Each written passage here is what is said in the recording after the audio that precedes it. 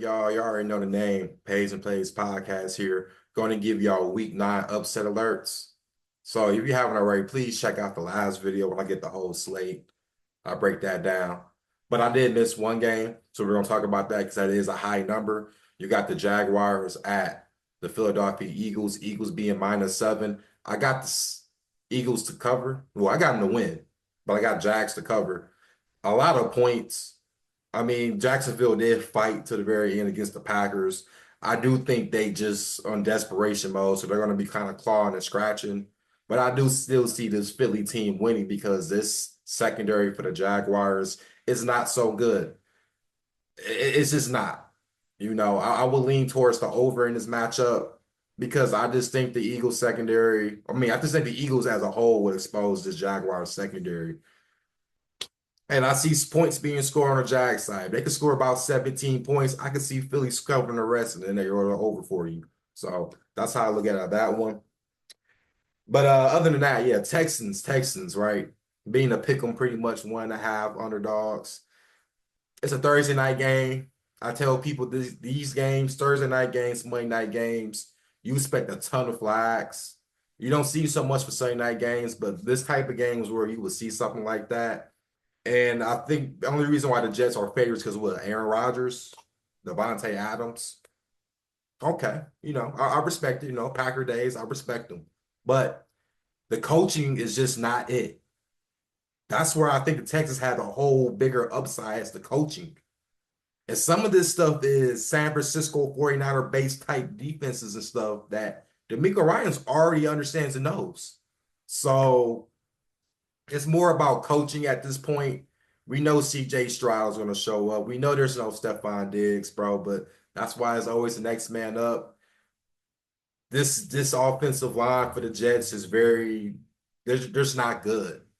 They're not good. And with the Texans, with the pass rush, I don't know who's stopping Hunter and Will Anderson Jr. I just have no idea. So I'm going to go with the Texans in a slight upset. 1.5 point underdogs, but you might as well call it a slight upset, right? Patriots, yes, Patriots plus 3.5. I'm taking them to win and cover. I've already said it was the best bet for me. Off that Lions hangover for the Titans, I just don't see this Titans defense is just, I feel like they gave up. Offense isn't doing anything. Mason Rudolph, Will Levis, I don't really care who it is matching up against them. I'm taking the Patriots. I like what Jacoby Brissett did. If it's Drake May, cool too. I'm fine with either or. This defense has been good. And so has the Titans, but this is what I think Titans is gaming up. They've already accepted the fact that they're not going to the playoffs. They're the last team in the division. I think they've already accepted that.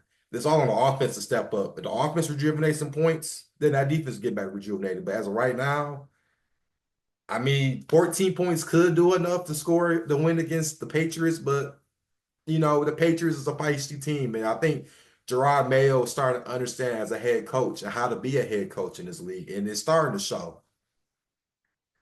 Next one. Let's see. Yeah, Broncos plus 9.5. Ravens, they can't seem to maintain these 9.5 point spreads. So far, they're 0-2 in the 9.5 spreads. You lost to the Raiders. You lost to the Browns. Well, now you're playing against the Broncos, who has a good coach. So they lost to good coaching. And with a Ravens team that defensively, they're just not it right now. They're not. They miss Mike McDonald. I know that's what it is, but they're not going to admit that. But we know what the Ravens do offensively. But yet this defense for the Denver Broncos is for real. They're not just faking. They have been consistent all year. The most of their wins have came from because their defense stepped up when it mattered the most. And so I'm not saying they win outright against the Ravens, but 9.5, you giving me that? Why not consider 9.5 for the Broncos? Packers. Of course, I'm going to talk about the Packers. Plus 3.5. Kind of already explained a little bit, but Jordan Love speculations. We don't know if he's going to play or not. I'm hoping he does play. I'm begging that he does play. But the problem I said with the Lions is two things. Pass rush. Pass rush is a big problem for them. With no Aiden Hutchinson there, there's nobody coming into that quarterback pocket. We saw a little bit with the Vikings. We've seen a little bit with the Titans, but we can't really judge the Titans because they're not a good team. Okay. The Vikings is more kind of equivalent. Yeah, they had a sack or two there, and now you find out Pascal's going to be out. That's going to be hurt for you.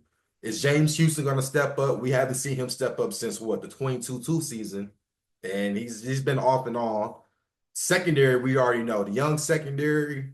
You're playing against arguably the best 1-3-4 punch, 1-2-3-4 punch, whatever you want to call it, in receivers. You know Brandon Jacobs is going to run at you. There's no Malcolm Rodriguez this game too. This defense is going to have a reality check, okay?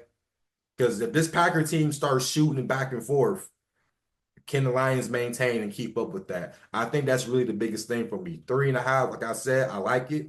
You can take the 3.5. They lose by a game-winning field goal. That 0.5 saves you. And I'm gonna talk about the last two games, primetime games. Colts being 5.5 point underdogs. I like the Colts to win and cover. I definitely like the plus 5.5 even more. Joe Flacco's bringing that energy to this team. We know what he does when he brings this energy to this Colts team. We've seen it. We bet Joe Flacco against the Titans. You know the unpredictability is going to happen. You know, the good thing is, yes, they got Jonathan Taylor back in the backfield. That helps out so much. But my thing is, who's going to check Josh Downs going down that field over the top? This guy is probably, you can maybe say another Tyreek Hill 2.0 in the making. This guy can do it all. I don't know who's going to be able to keep up with him. And like I said, I like the Shane Steichen when he calls plays for Flacco. He's one of the best play callers in the league besides dawg. I've been vouching for that. So I expect this game to be close. Am I seeing the Vikings winning by 6? Probably not. Am I worried about that defense blitzing Flacco? Yes, but I'm also looking at Flacco torching his defense if he even decides to do a blitz. And lastly, like I said, Kansas City Chiefs, Bucs being plus 8.5. I don't know about the injury concerns. I don't know if Evans is playing. I don't know about none of that. But the Chiefs don't cover these type of numbers. I've been there. I've said it over and over. Last week they were 9.5 point favorites against the Raiders. They only won by 7. So you get the point. They just don't cover these type of games. But it still will be an interesting game to watch. You guys pass the word around, man. I hope you guys like the content. I've really been trying to drop this content a little bit more consistently.